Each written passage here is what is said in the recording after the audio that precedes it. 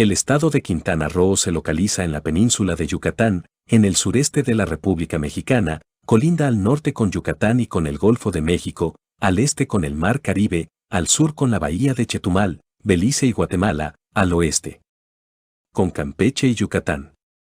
En 1902 se crea como un territorio federal, con ello la zona sur se transforma en la región administrativa de la frontera, que más tarde, ya estando el estado, se crearía el municipio de Otón Pompeyo Blanco.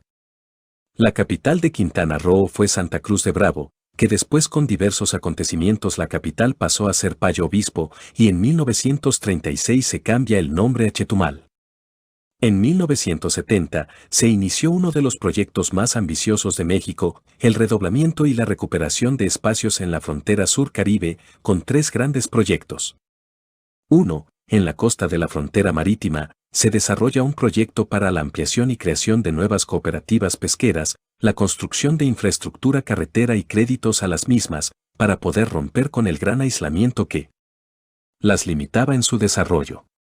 2. En la zona norte, en el proyecto turístico tiene como epicentro a Cancún y que abarca a Isla Mujeres y Cozumel. 3. En la zona sur, frontera con Belice, se inicia un amplio plan de colonización dirigida que tuvo como centro una agroindustria, el ingenio azucarero de la población de Álvaro Obregón. De estos proyectos, hay que resaltar el tercer proyecto de la industria del ingenio azucarero, un proyecto que impulsaría la economía de la zona sur, en la que con la llegada de los pobladores se convertiría en una zona multicultural, conocido en estos tiempos como la ribera del río Hondo, donde se encontraban los suelos más fértiles del estado. Este proyecto de siembra de caña de azúcar empezaría de la población hoy conocida como Carlos A. Madrazo hasta La Unión. Para llevar a cabo dicho proyecto se recorrió el territorio para recopilar información sobre aspectos como clima, suelo y precipitaciones fluviales, para así proponer el proyecto ya mencionado e igual realizar un plan de colonización. En esta zona se dio un reparto agrario en cuando el general Lázaro Cárdenas llega a la presidencia. En 1937 modifica el Código Agrario autorizando la creación de ejidos forestales y ganaderos en el territorio de Quintana Roo. La zona cañera se levanta sobre ejidos ya existentes, los cuales son Subteniente López, Juan Saravia, Sergio Butrón Casas, Sacchán, Palmar, Ramonal, Allende, Sabidos, Álvaro Obregón, Javier Rojo Gómez, Pucte, Cacao, Cocoyol, Botes, Calderón y Unión. En la década de los 70 fueron años significativos en la economía de la zona de ribera del río Hondo. Con esto se dio un gran cambio político y social en ya mencionada zona. En el año de 1971, en el sexenio de López Mateos, retoma el proyecto de implementar el ingenio azucarero en la zona. Con estudios realizados por especialistas, se encontró que 17.000 hectáreas contaban con excelentes condiciones para hacer sembradíos de caña, por lo cual se decidió realizar la construcción de la industria azucarera. Este proyecto se realizaría en los poblados de Álvaro Obregón y Pucte. En 1972 se expropiaron 29 hectáreas de Álvaro Obregón y 20 más de Pucte. El ingenio azucarero fue construido por decisión del presidente Luis Echeverría Álvarez en el año 1972, a insistencia de los campesinos de la comunidad Álvaro Obregón, quienes rescataron la iniciativa agroindustrial surgida en abril de 1964. En marzo de 1977 inició la primera molienda, misma que concluyó el 5 de agosto de 1978, con una producción de 900 toneladas de azúcar, para lo cual se emplearon cerca de 65.000 toneladas de caña. El costo del complejo industrial fue de 600 millones de pesos. Comenzó operaciones de prueba entre febrero y marzo de 1977, con maquinaria y tecnología aplicada en la construcción mexicana, a excepción de los turbogeneradores y las turbinas que fueron de importación. Inicialmente funcionaba con 440 obreros y empleados, de los cuales una tercera parte eran hijos de ejidatarios de la región, mientras que los otros 2/3 eran trabajadores con experiencia en la operación de otros ingenios del país. Su capacidad de molienda era de 6.000 toneladas de caña por día, con lo que se esperaba producir 600 toneladas de azúcar. El ingenio, de acuerdo con lo proyectado, constituiría una fuente de trabajo para 5.000 personas, considerando a los cañeros, personal de operación de maquinaria, corte de caña, peones en general y operadores de caminos.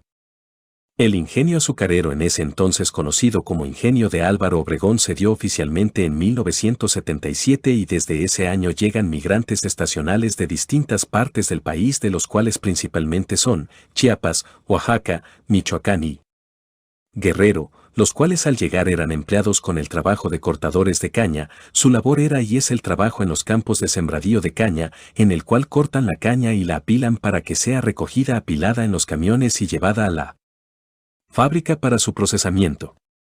El ingenio pasó de ser una empresa de sector gobierno a ser una privatizada, por el hecho que los productores no tenían un incentivo de mejorar los cultivos y no era redituable para el gobierno seguir con un proyecto que no les deja remuneración alguna. Es cuando se decide dejar de ser una empresa paraestatal y se privatiza. Al ya no ser redituable, se deja en manos del ahora conocido como BSM, la cual inició operaciones en 1996. BSM fue organizada para participar en el proceso de privatización en 1987 por Polycrom SADCV, un grupo con muchos años de experiencia en la industria azucarera en México y algunos grupos industriales consumidores de azúcar.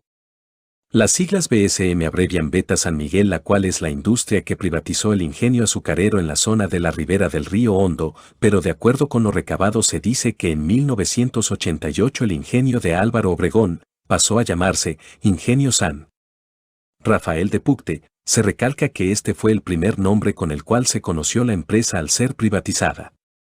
Desde el inicio de sus operaciones, la compañía ha logrado incrementar su producción en un 175%, pasando de 255.393 toneladas en la zafra de 1990 a 702.110 toneladas de azúcar para la zafra del 2011. Este incremento en la producción se ha logrado gracias a una operación más eficiente de los ingresos, mayor cantidad y calidad de la caña y la incorporación de los ingenios. Ante estos sucesos se crean diferentes asociaciones para proteger al agricultor, lo que hoy son la Confederación Nacional de Propietarios Rurales, CNPR, y la Unión Local de Productores de Azúcar, CNC. También se crea el Sindicato Azucarero de la Sección 136 para proteger los derechos e intereses económicos de los trabajadores. Opiniones de los ciudadanos: Benjamín Gutiérrez Reyes, líder de la Asociación CNPR, Víctor Manuel Aguilar Nieves, representante del Sindicato de los Obreros de la Sección 136, y Enrique Armando Borges Valadez, productor cañero, acerca de cómo vivieron la transición de la industria azucarera de ser paraestatal a una empresa privada. Te perjudica, ¿no? Porque cuando era del gobierno federal, pues te daban todo a mano llena, la verdad te daban a mano llena, que a todos lo dejábamos tirado, todo, me acuerdo. Hoy, que ya pasa a ser privatizado, pues ya te dan, pero con más restricciones. ¿Cuánto tienes? ¿Cuánto vales? Te van, te checan y todavía así tampoco te dan. Lo vuelvo a repetir. El grupo Beta es ganar, ganar, ganar, ganar. Siempre he dicho, en vez de que se junten a una reunión para cómo ayudar al productor, están pensando cómo ponerle trabas. Ponerle trabas. Juan Pérez, busca el fertilizante, le van a revisar esto, lo otro, un estudio socioeconómico, unos estudios que hacen, la verdad, muy catastrófico, la verdad. Los fertilizantes, los herbicidas, todo, no nos lo dan en tiempo y forma. O sea, de que nos afecta, nos afecta. El rendimiento en tonelada que debe tener el productor, entre 60 para arriba toneladas, no lo tenemos porque los fertilizantes, que son insumos, herbicidas, todo, no nos lo dan en tiempo y forma. Nos afecta el cambio, nos afecta, sí nos afecta. Y hay cosas buenas, como decir, los pagos nos hacen en tiempo y forma, nunca nos ha quedado mal, pero los fertilizantes, foliares, herbicidas, no nos llegan a tiempo. Y sí hubo un cambio totalmente drástico que te sufre porque no nos llegan los insumos a tiempo. En su ámbito social, siento que hubo un cambio ante este sector cuando se privatizó. Sí, hubo un cambio, te vuelvo a repetir, hubo un cambio. Definitivamente, quien más le pega es el que de repente está medio lento, por no decirlo así, medio al flojo, ¿no? O sea, es el que le pega. No el que trabaja de una u otra manera, pues más restricciones o algo, pero le dan en tiempo y forma. Pero al que rinde 20 toneladas, pues 30, pues le pone más complicaciones. Y es que, pues como todo, tenemos que ver esa parte que tiene que haber garantía de pago. Es como nosotros creemos que querer sacar un carro y no tengo nada que ofrecer en garantías. Difícil, ¿no? Igualmente la caña, ¿sí? Pero hay veces, te digo, hasta los productores que son buenos, se les pone trampa. Sí hubo un cambio, la verdad. ¿Y quién lo siente? Pues el que de repente se pone así medio flojillo, ¿no? Yo creo que salen todas las preguntas. Mi nombre es Víctor Manuel Aguilar Nieves, soy representante de los obreros de aquí de la sección 136 del poblado Javier Logón. ¿Cuál es su experiencia de cómo se vivió la transición de la empresa del ingenio azucarero de ser una empresa paraestatal a ser una empresa privada, ya sea en su ámbito económico, social o laboral? Pues el cambio, como tú lo dices, cuando era de gobierno a empresarial, pues fue una transformación muy drástica, porque estábamos acostumbrados a estar cómodamente. Las reglas que ya viene la transformación de la empresa, pues diferente, es estar más responsable en nuestras labores, pero sí, sí les recuerdo que fue también muy lamentable, porque nosotros en ese entonces, cuando era de gobierno, éramos 555 obreros. Cuando llega a ser ya privado, ellos por la necesidad, por el ajuste, ellos empiezan a liquidar, que fue en 1992, liquidaron casi la mitad, nos quedamos automáticamente la mitad de personal, con el compromiso que la empresa decía que los que nos quedáramos íbamos a ganar algo más, porque estaban ajustando personal, y con ese entendimiento sentíamos nosotros que pues no iba a ir bien. Pero lamentablemente eso nada más fue un rollo, porque la empresa nunca cumplió que pues un aumento, sino que ha habido historia que comités que han llegado aquí al poder, pues no hemos forzado en ir buscando incentivos para diferentes áreas o departamentos, también en categorías como mecánicos, soldadores, eléctricos, de toda índole que se trabaja ahí, pero sí se sintió, porque fue un cambio muy drástico. Ese cambio sí nos afectó en los bolsillos a cada uno de nosotros. Ha habido diferencias, porque te vuelvo a comentar, fue una derrama grandísima que dejaron. Tenemos un sindicato a nivel nacional, que ahí está la sede, que ahorita actualmente el secretario general a donde nos dirigimos se llama Lorenzo Palo. Entonces nosotros localmente somos auxiliares de ellos. Por cualquier situación ya más problemática, acudimos a él. Pero lo local lo resolvemos nosotros.